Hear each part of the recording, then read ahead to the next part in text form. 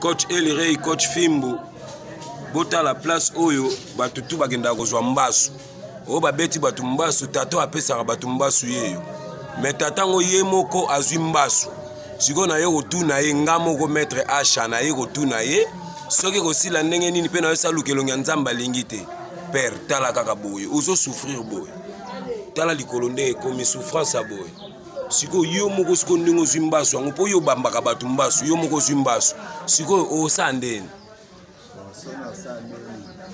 Oza lokolo moko ya experience wa maladi nyonso nazwa oyo nzoko so nangi nabwakela moto nzoko mpona mikono na lokolo na ngai oyo ezali kasonda yango mona mikono na lokolo na ngai namoni siko esali seke to moto akoya na bambi yango seke correct siko na vi na yo mpenza nde ozala na do eloko moni otikali na oka yango ya kotiaka biloko no boye pa pembeni na nga te na vi na yo.